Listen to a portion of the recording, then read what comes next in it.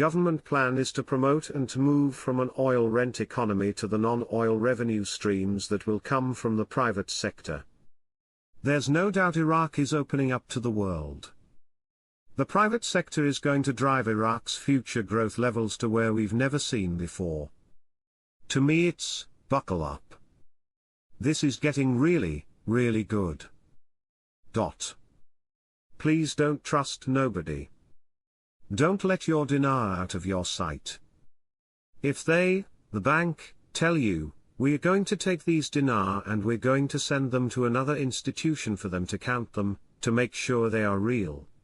Say, give me the address. I'll take it to them. No, they don't allow the public to go there. Okay, bye.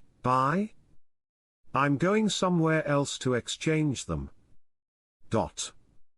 Economist, the parallel market sells the dollar at a price not controlled by the government, I think between $2.50 and $2.84. I can see the end of the tunnel. I don't know how far is that, but I can see it, so I'm excited about it. I'm happy for everybody who is going to make money of it, not only for Iraq. I'm happy for everybody, you guys invested in yourself and in Iraq in the same time. Sudani is waiting for the success of the budget in order to release the new exchange rate. That success will come when the laws are given to him. He wants to give you the budget. With exchange rate, nothing is going to stop Sudani anymore. That's the beauty of what I'm seeing right now. All I care about is what Sudani is doing, and it is phenomenal.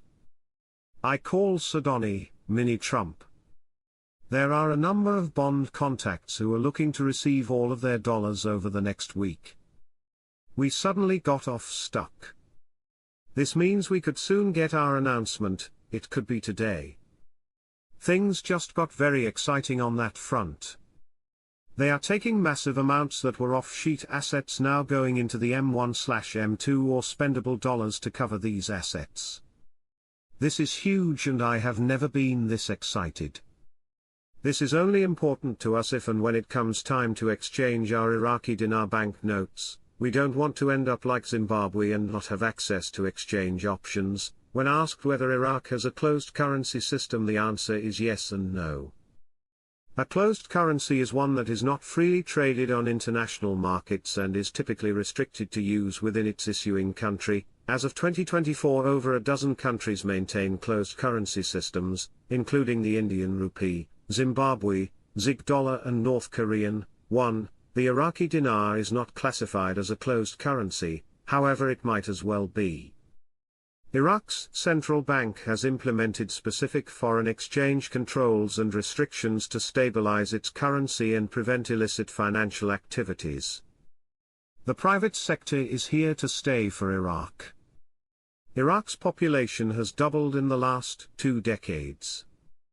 There's plenty of youth, and now they will have plenty of opportunity with the private sector. They're moving forward and they're not stopping. It's going to be more and more evident as we go, because they are going to have to do what they said they were going to do, bring purchasing power to the people. Mr. Sami says he expects the rollout of the lower notes very soon. The Gazette is now talking about the digital formation world, and they're talking about the new and the old currency. It's in the Gazette.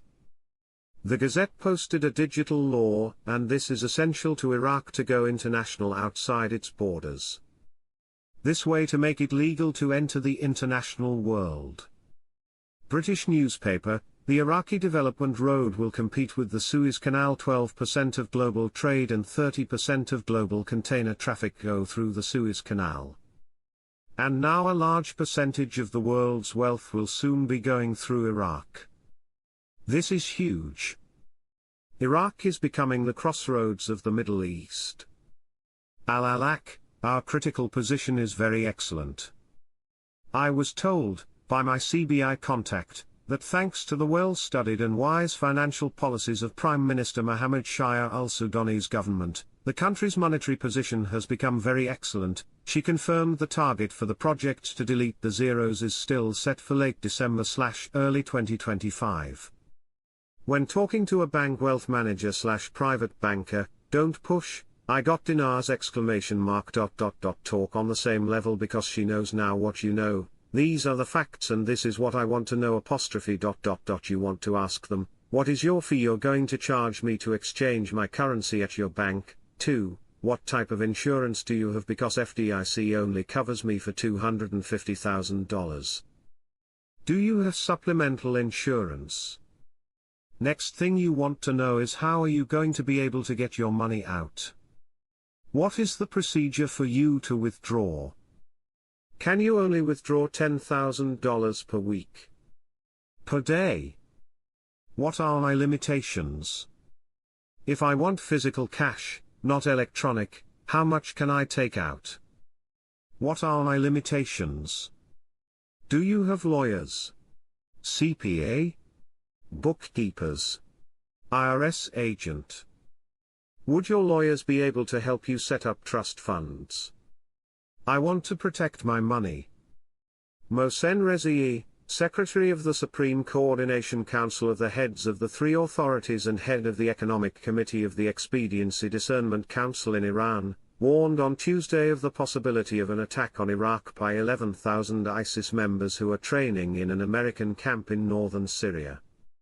In a speech he delivered during the Iranian Aviation Industries Conference on the Iranian island of Kish, Rezai said, "There is an American camp in northern Syria where 11,000 ISIS members and their families have been trained over the past 4 years." He warned that these elements may attack Mosul or Tikrit in Iraq in the coming months. Member of the Parliamentary Finance Committee, Mustafa al-Karawi, confirmed today, Tuesday, that Parliament discussed proposals to solve the problems related to Article 12 of the budget law, which is related to the costs of extracting oil in the Kurdistan region. Al-Karawi said in a statement to Al-Maluma agency, Parliament has put forward proposals to address the problems related to Article 12 regarding the costs of extracting oil in the Kurdistan region, noting that the region is being financed at $16 per barrel without revealing the real extraction costs.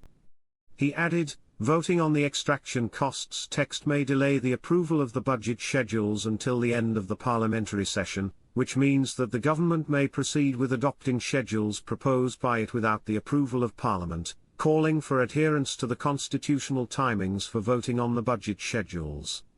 He said, many of the budget texts need to be amended to ensure justice in the legislation of the law, expressing his hope that the political forces will adopt the amendments to the budget law in a fair manner and in accordance with the current constitution.